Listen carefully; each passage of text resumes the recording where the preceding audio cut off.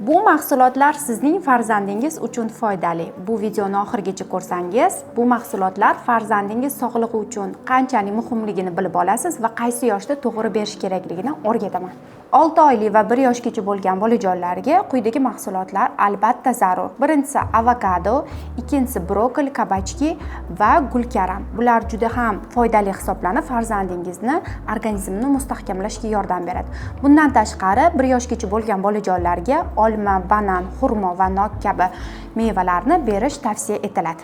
2-3 yoshdagi bo'lgan bolajonlarga biz sutli mahsulotlar bersak bo'ladi, ya'ni tvorog, kefir kabi mahsulotlarni tavsiya etamiz. Bundan tashqari bolajonlarning organizmiga albatta har bitta ratsionda oqsil, ya'ni go'sht mahsulotlari bo'lishi kerak. Eng foydali go'sht mahsulotlari bu mol go'shti va quyon go'shti hisoblanadi.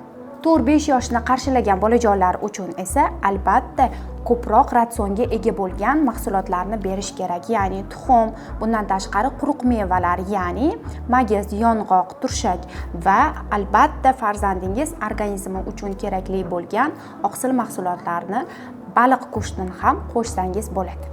7 yosh va undan katta bo'lgan bolajonlarimiz sekin-astalik bilan o'spirin yoshiga tayyorlanishni boshlaydi. Ya'ni 7 yosh, 9 yosh, 12 yosh bo'lgan bolajonlarimizning organizmiga albatta biz oqsil mahsulotlari va sutli mahsulotlar, kalsiyga boy bo'lgan mahsulotlar tavsiya etiladi. Bundan tashqari kalsiyga boy bo'lgan mahsulotlar bular loviya, chia va bundan tashqari sutli mahsulotlar hisoblanadi.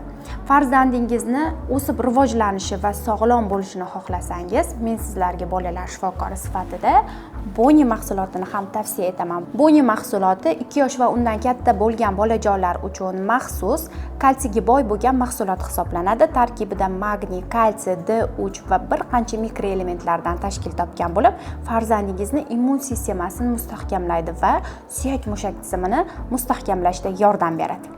Sizningcha, sizning farzandingiz yuqorida sanab o'tilgan qaysi mahsulotlarni iste'mol qiladi? Kommentariyada javoblaringizni kutib qolaman.